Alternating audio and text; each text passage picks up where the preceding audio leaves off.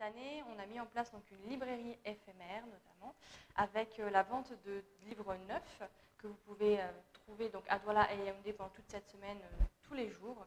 On a voulu mettre en place cette librairie éphémère pour pouvoir rendre accessibles les livres qui sont souvent moins accessibles au Cameroun parce que dans les librairies, il y a souvent plus de manuels scolaires que de livres, de romans ou de poésie, etc. Donc on a voulu vraiment mettre en valeur le livre camerounais dans cette librairie éphémère.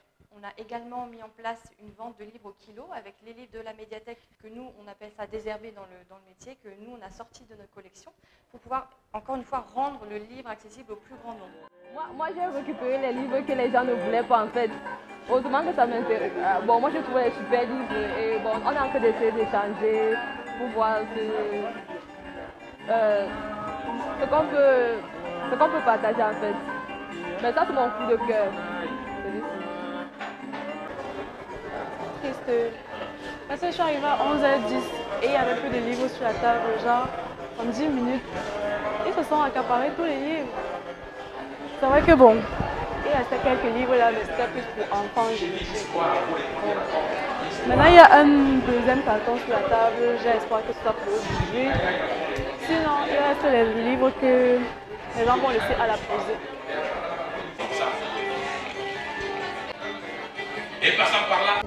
Mon choix de livres s'est porté sur des ouvrages assez divers, parce que ce que je lis ne rentre pas dans un registre précis.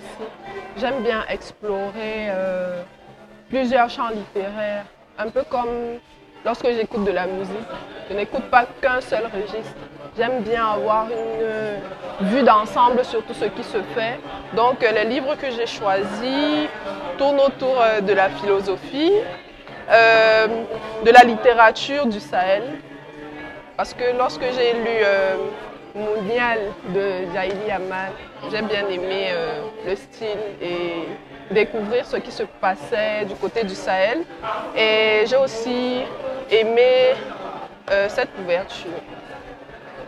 L'étrange histoire de Peter Schemil. J'ai entendu parler de cet ouvrage, mais je n'ai jamais eu la chance de la voir. Et aussi parce que c'est un livre bilingue, en français et en allemand. Donc j'aimerais bien découvrir ce qui se dit à l'intérieur. La chance que j'ai eue, c'est que, étant arrivé un peu tôt, avant l'ouverture, 11 h, j'ai pu observer déjà ces deux couvertures qui m'ont attiré. Ernest Hemingway, Rivière de la mer, parce que c'est un auteur dont on m'a beaucoup parlé, qui a une certaine similitude avec Gabriel Garcia Marquez, un autre littéraire sud-américain que j'aime bien. Ceci, c'est juste le titre qui m'a frappé. Et j'ai eu la chance qu'elle a pu mettre la main dessus. Parce qu'habituellement, j'aime faire la recherche avant d'acheter un livre.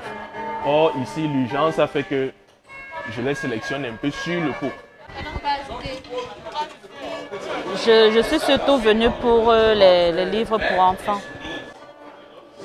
J'aurais préféré leur prendre des auteurs noirs, africains. Mais bon, il n'y en avait pas, je n'ai pas pu. Donc là, j'en ai pris deux avec beaucoup d'illustrations. C'est plein d'illustrations, beaucoup moins d'écriture pour la petite qui ne sait pas encore lire. Ceci avec beaucoup plus d'écriture pour celles qui commencent à lire. Et Le Petit Prince, Zorro et Moudaïna pour celle qui a 14 ans.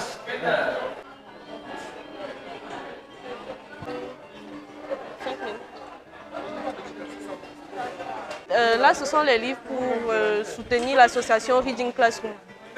C'est une association qui veut promouvoir la lecture auprès des enfants, plus particulièrement. Donc actuellement, il y a un concours qui se déroule sur l'ensemble du territoire national dans différentes écoles primaires. Et les bénéfices de cette vente, celle au kilo et celle des livres neufs, permettront d'offrir les lots aux gagnants du concours de lecture.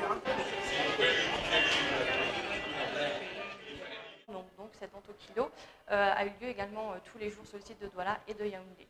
En parallèle, on a d'autres activités qui sont plus évidemment concernées pour les professionnels du milieu du livre, avec effectivement par exemple un speed dating auteur-éditeur. Donc on a donné l'opportunité à de jeunes auteurs et à des maisons d'édition de se rencontrer afin de présenter l'un et leur projet et potentiellement commencer une collaboration. On a eu également une journée porte ouverte pour les auteurs et les éditeurs freelance donc des auteurs et des éditeurs non rattachés à des grandes maisons, qui peuvent venir sur les sites de Douala et de Yaoundé pour présenter leurs ouvrages ou leurs maisons d'édition et les œuvres qu'ils ont déjà éditées. Voilà, c'est des petits moments plus professionnalisants, mais cette année, on a décidé de s'ancrer un peu plus dans cette voie-ci pour vraiment mettre en valeur, encore une fois, la chaîne du livre au Cameroun et essayer d'aider un peu comme, de façon modeste de notre côté à l'Institut français, mais vraiment d'essayer d'aider à la faire évoluer dans le bon sens et à ce que les gens prennent conscience que la chaîne du livre au Cameroun, ce n'est pas seulement les écrivains, il y a vraiment tout plein de métiers entre-temps et il faut savoir les mettre en valeur.